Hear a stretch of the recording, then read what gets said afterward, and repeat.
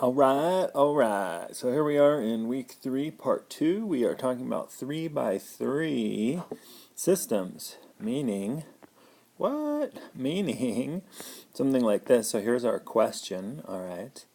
And question number 1, we have 3 different equations. Notice how we have x, y, and z, 3 different variables. So I have highlighted them just to keep them straight, all right.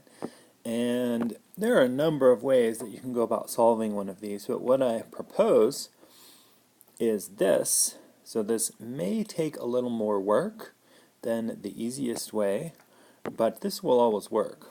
So in the past, students have found this helpful. We're going to combine the first and second and eliminate whatever variable is easiest, and then we're going to combine the second and the third and eliminate the same variable. We then have a 2 by 2, which we practiced solving yesterday. So here's our original question, and I have highlighted 1 and 2 in these colors, and then this weird peach color for 3. And it looks like eliminating z is going to be easiest from here. All right, don't have to multiply by anything. So we're then going to combine these two and eliminate z as well. So this is how it goes. When we combine 1 and 2, the yellow and green, again we're trying to eliminate the variable z, and we can do that by simply adding both equations together. So we added, and we ended up with 3x plus 3y, so 3x plus 3y, that goes away, equals 9. So that's one of our equations. Notice how it's just 2 variables now. That was the whole point. And then when we go to combine equations 2 and 3, they're over here, nice and highlighted for us. And again, we have to eliminate the same variable or this process won't work. So we eliminated z previously, so we're going to eliminate z from these, which we can do by subtracting the equations. So it'll be this minus this gives us this. This minus this gives us this. Z's go away, z minus z, and 8 minus 4 is 4. So here's our second 2-variable equation. So we are now combining both of them. We have this and we have this, 2 equations, 2 unknowns. If you had x, y, and then a y and a z here, it wouldn't work. Notice how we just have x and y. So here's our first equation, here's our second equation, and we definitely have some practice with solving this type of situation. You could substitute, you could eliminate. I think it looks like I'm choosing to multiply by 3 here, so I'm going to eliminate x, and we will then solve for y. You could also multiply the top by 2 and subtract and get rid of the y's, and you'd end up with the correct answer.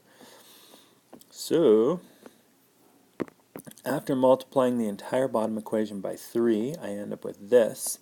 I can then add the 2 equations together, and the x will disappear. Let's see what happens. Aha! So I've multiplied by 3. We add these together. X's disappear. 3x plus a negative 3x is 0. We got 21y equals 21. And hey, I know how to solve. Divide both sides by 21 and get y equals 1.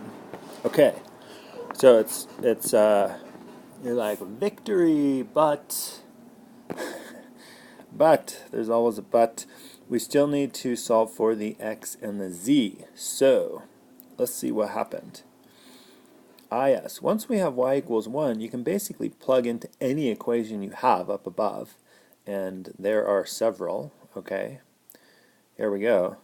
So any equation, we have y equals 1, we can plug in here and solve for x, we can plug in here and solve for x.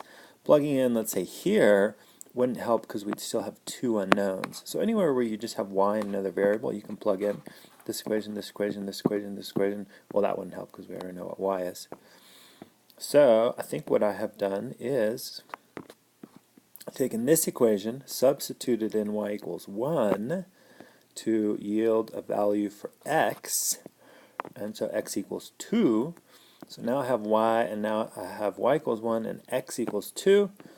Nice simple numbers, we like that. And then I think I chose one of these original equations to plug into, whatever looked simplest. The x plus 2y minus z, yep, chose this first one here, and plugged in the value for x and y to solve for z. Any of the equations would have worked. So we then get, I got x equals 2. Oh, here's the original top equation, plugging in 2 for x, 1 for y, giving z equals 3. So our answer, we could describe as this: y equals 1, x equals 2, z equals 3, or we can write it as, and this isn't an ordered pair, what is it, an ordered triplet? As x, y, z, like that. Okay, let's take a look at the next question. So this says, now you try. What I'd like you to do, yep, that's a pause button. Put this on pause and see if you can solve that.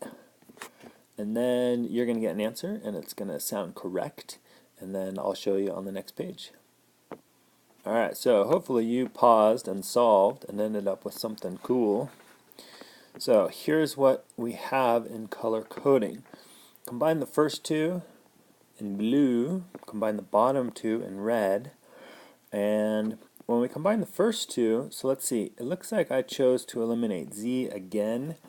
That's just coincidence. You could eliminate any of the variables, but I think z was going to be the easiest. So I subtracted bottom equation from the top, ending up with this. Over here, for the bottom two, I have to eliminate z because I eliminated z from these.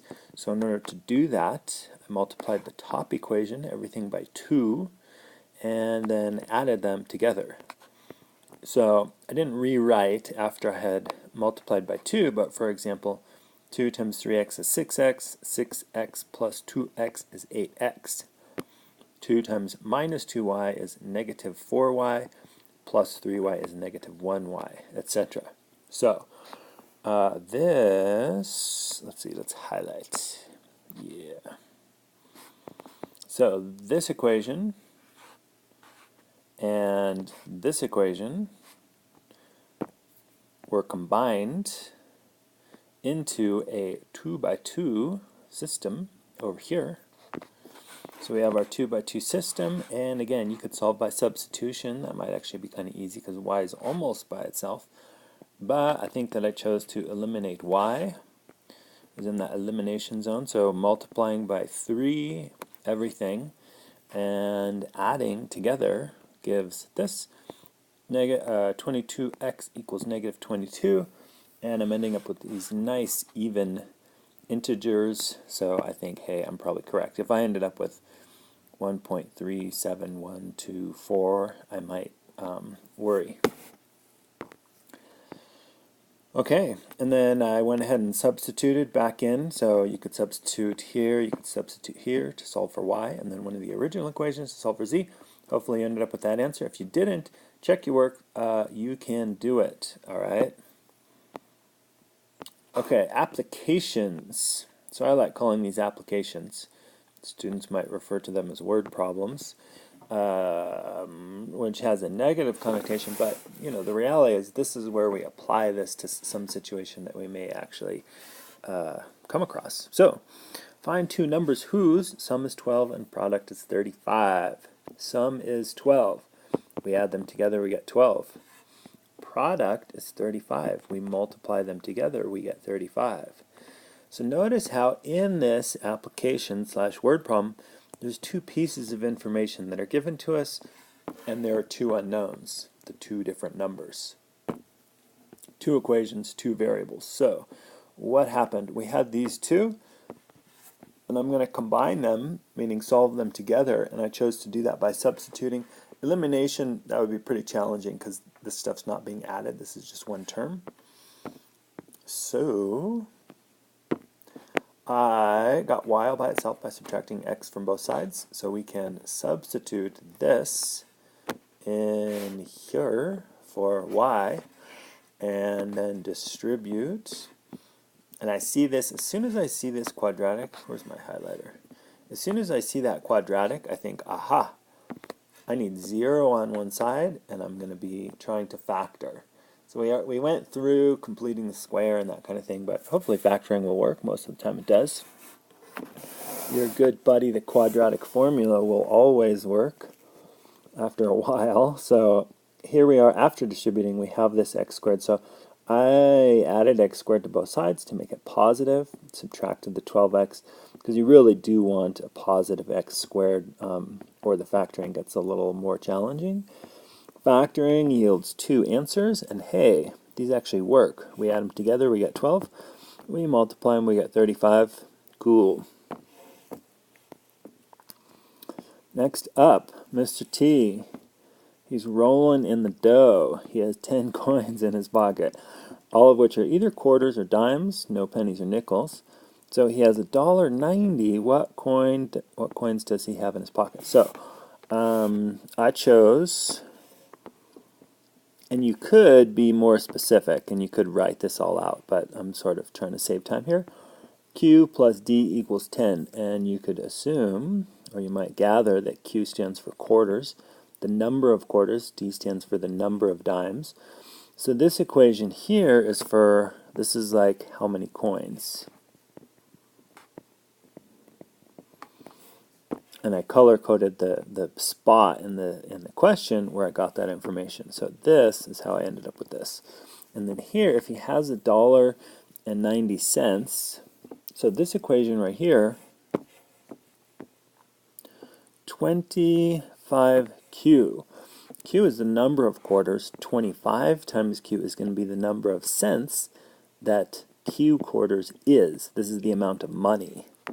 So this is like money plus money equals total money. So the amount of money from the quarters plus, and notice how I'm multiplying the number of dimes times 10, they're 10 cents each. This is the number of money, amount of money from the dimes. And notice how I put 190 here, because this is cents, all right? Yeah. So it is then a substitution type situation where we're taking this and substituting here for D. So our equation involves just Q. And you could have solved it the other way where the variable ends up being D here. Distributing the 10 gives us this, combining like terms, dividing Q equals 6, meaning there are 6 quarters in his pocket. So let's see if that makes sense. If Q is 6, D is obviously 4, so let's see, 6 quarters and 4 dimes. I'm going to write that out. 4 dimes, 6 quarters. And you can think about it, hey, does that make sense? And yeah, it does. They add to 10 and combined have a value of $1.90. So, some word problems / applications. Thank you for listening.